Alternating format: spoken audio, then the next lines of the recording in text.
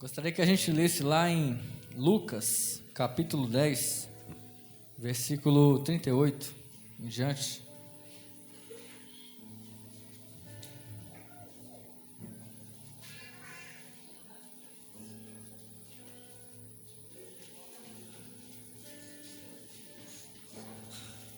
Depois da parábola do bom samaritano.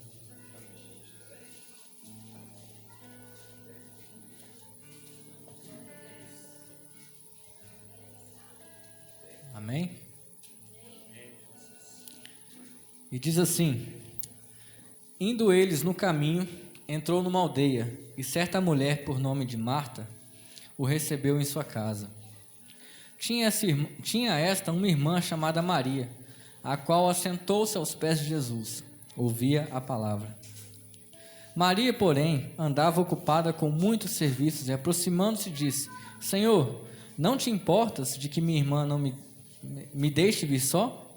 Diz-lhe que me ajude. Respondeu-lhe Jesus: Marta, Marta, estás ansiosa e preocupada com muitas coisas, mas uma só é necessária. Maria escolheu a boa parte, a qual não lhe será tirada. Amém? Todo mundo pode sentar? Esse episódio aqui, ele ocorre um pouco depois que Jesus unge os 70 discípulos, né? E fala para eles irem pregar, enquanto ele não estava chegando, pode ir na minha frente, e vai expulsar demônio, vai fazer sinais e maravilhas, e assim os discípulos foram, né? Fizeram sinais e maravilhas, expulsaram muitos demônios, pregaram a palavra, entraram, anunciaram o evangelho, né? E depois Jesus, no meio do caminho, ainda fala sobre o bom samaritano, aquela parábola, mostrando que Jesus, ele é o bom samaritano, que cuida da humanidade, do ser humano, aquele que não merecia, como se fosse o bom samaritano. E ainda no caminho, depois de falar sobre essa parábola, ele chega numa aldeia. E nessa aldeia, a Bíblia diz que Marta recebeu Jesus em sua casa. E é interessante como cada versículo da Bíblia, quando a gente vai ler, fala uma coisa diferente, né? Por exemplo, esse versículo em especial me chamou a atenção que Marta abriu a porta de sua casa, ela recebeu Jesus. Assim como cada um de nós, cristãos, que em alguma vez na nossa vida levantamos a mão e abrimos a porta do nosso coração para Deus entrar. Alguma vez, eu não sei se foi hoje, se foi ontem, se faz 1 ano, se faz 10, cada um tem a sua história com Deus, mas cada um de nós abriu a porta e falou: Jesus, entra na minha vida, porque eu necessito, eu não consigo viver sozinho. Foi isso que Marta fez. Marta recebeu Jesus, ela quis receber Jesus. Até então estava tudo bem. E essa é a vontade de Jesus para a nossa vida. Apocalipse 3 vai dizer: eis que estou à porta e bato. Se alguém ouvir e abrir a porta, entrarei e cearei com ele e ele comigo. Então, é da vontade de Jesus que a gente abra a porta do nosso coração. Que a gente abra a porta da nossa vida para Jesus entrar. Essa é a vontade de Deus. Então, até então, ela fez a vontade, né? Ela recebeu Jesus. E aí, a Bíblia vai dizer que Marta tinha uma irmã. Existiam duas, eu não sei se existiam mais gente na casa, mas a Bíblia fala sobre Marta e Maria. E aí a gente começa a ver um contraste entre as duas. A partir do momento que Jesus entra na casa, a Bíblia diz que Maria, como se enxergasse ali uma oportunidade única, ela fala: eu vou ficar aos pés de Jesus. Eu vou sentar aqui, e a Bíblia vai dizer: tinha esta uma irmã chamada Maria, a qual, assentando-se aos pés de Jesus, ouvia a sua palavra. Marta fez um negócio muito bom, ela chamou Jesus. Vamos dizer assim que é o início da nossa caminhada, é o primeiro passo, né? Agora Maria, ela dá o segundo. Maria entende que naquele momento, quem estava na casa dela era Jesus, o Filho de Deus.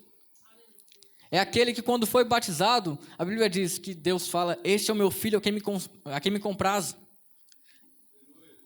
Que quando chega para a filha de Jairo, ressuscita a filha de Jairo. que chega para Pedro e fala, Pedro, sei que você pescou aqui, mas pesca ali que você vai pegar peixe. E ele pega aquela... É desse Jesus que Maria falou, rapaz, ele está aqui, eu não posso perder a oportunidade.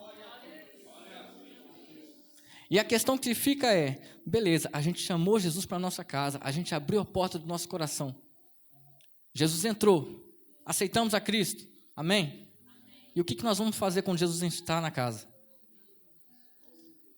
O que a gente vai fazer? A gente quer ficar perto dele, sentado aos pés, para aprender de Deus, para aprender, ouvir a palavra como Maria fez. Maria escolheu a melhor parte. Sabe, é uma caminhada. E apesar de Marta ter sido muito importante, ela abriu a porta, ela deu o pontapé inicial, não dá para ficar do mesmo jeito quando Jesus entra na casa. A gente tem muitas coisas.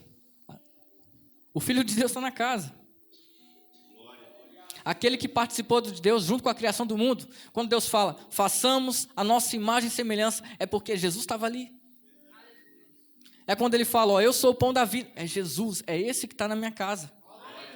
É desse que eu estou do lado. Nós estamos aqui numa igreja que tem 4 paredes, mas que a diferença se faz na união da gente aqui. Então, a Bíblia diz que quando 2 ou 3 estão em nome de Cristo ali, Jesus Cristo se faz presente. Ou seja, Cristo, Ele está aqui. Ele está na casa. E o que nós vamos fazer mediante essa informação? A gente tem que ouvir, ficar perto, aprender de Jesus, que é manso e humilde. Ou a gente vai ficar caçando outras coisas para se preocupar.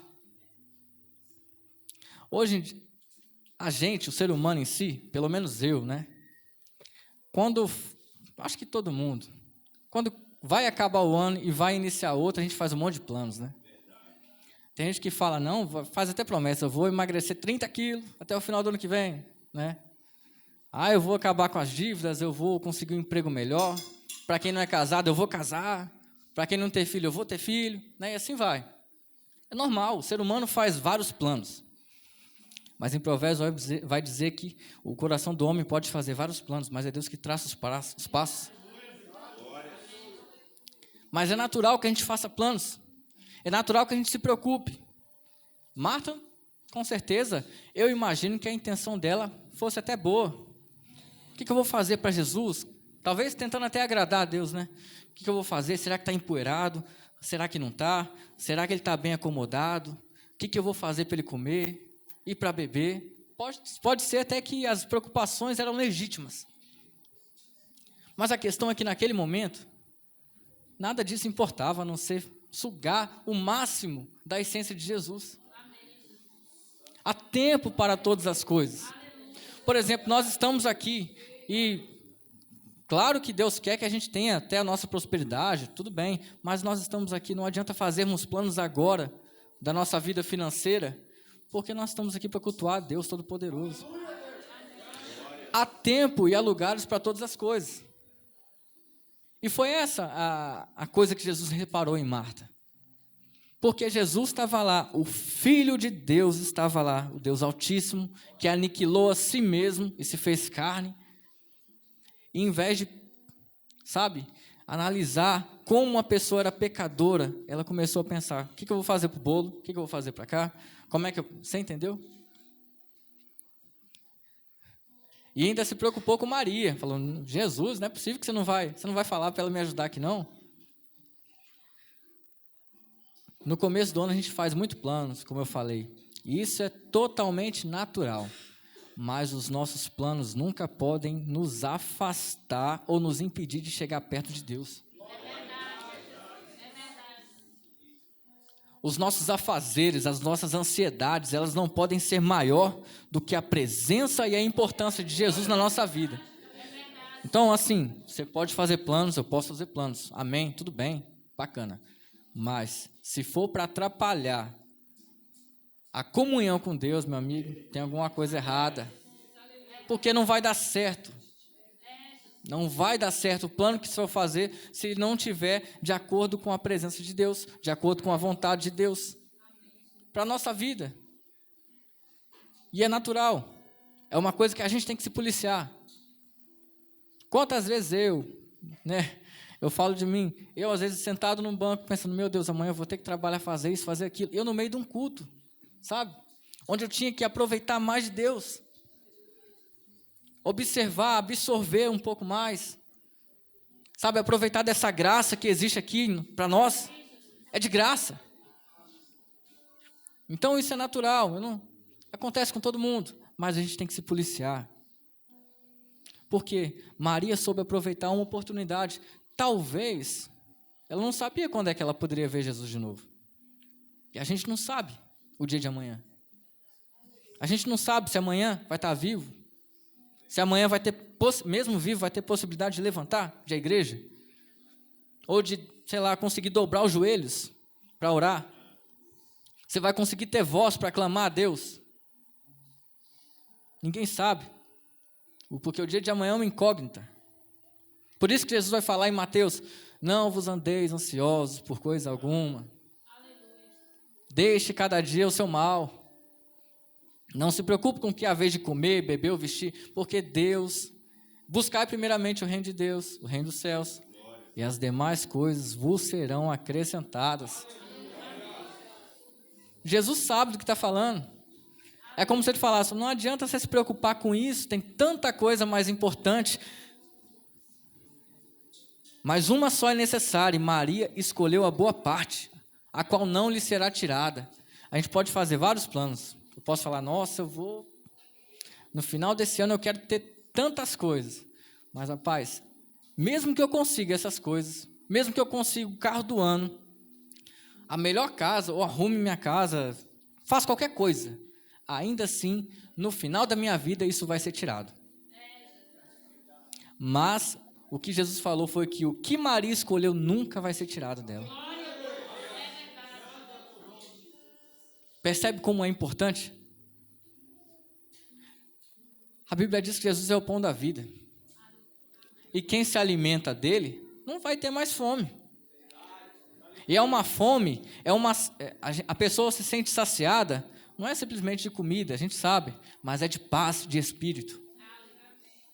Porque eu já vi gente, eu trabalhei com um rapaz que ele falava assim, olha, quando eu tiver tal carro, eu vou estar com a minha vida completa.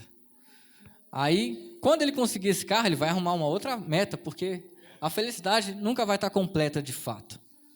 Aí ele vai pensar, não, quando eu conseguir uma promoção, nossa, eu vou estar completo. Mas a pessoa ganha a promoção e continua do mesmo jeito, sentindo aquele vazio. Mas quando a pessoa está em Cristo Jesus, aí a paz verdadeira acontece. Paz para viver, paz para morrer. De todo jeito. Se for para morrer, eu morro em paz. Se for para continuar vivo, eu vivo em paz, porque eu estou em Cristo Jesus. Foi como Paulo falou, olha, morrer para mim é lucro, porque ele estava em Cristo. Sabe, ele não perdeu tempo. Tinha uma coisa mais importante. E foi o que Maria fez. Então, convidamos Jesus para a nossa vida. Aprendemos com ele. Temos que aprender com Jesus. Marta tinha outros planos. Marta estava ansiosa. E como a gente viu a ansiedade, Jesus já falou que não é para andar ansioso. Até se incomodou. Porque nossos planos, eles não podem nos impedir de estar com Cristo. Agora a Bíblia diz que Jesus fala no finalzinho que ele é a melhor coisa. É como que ele dissesse para Marta assim, ó, escolha a boa coisa. Assim como Maria escolheu, e aqui não vai ser tirado, por que você não... É como se ele falasse, olha, você está se preocupando com tanta coisa, mas a boa coisa não está aí. A boa coisa está aqui. Eu estou na sua casa. A Bíblia diz em João 6, eu gostaria de ler rapidinho. João 6. A partir do 48. Só para a gente entender. Eu gosto muito dessa passagem também. Fala assim, ó. Eu sou o pão da vida. Os vossos pais comeram o maná do deserto e morreram. Aqui, porém, está o pão que desce do céu, do qual se o homem comer, não morre. Eu sou o pão vivo que desceu do céu. Se alguém comer desse pão, viverá para sempre. Esse pão é a minha carne, que eu darei pela vida do mundo. Esse pão se sacrificou há mais de 2000 anos atrás. Ficou pregado numa cruz. E não precisava, mas ficou pregado numa cruz. Aniquilou a si mesmo por cada um de nós.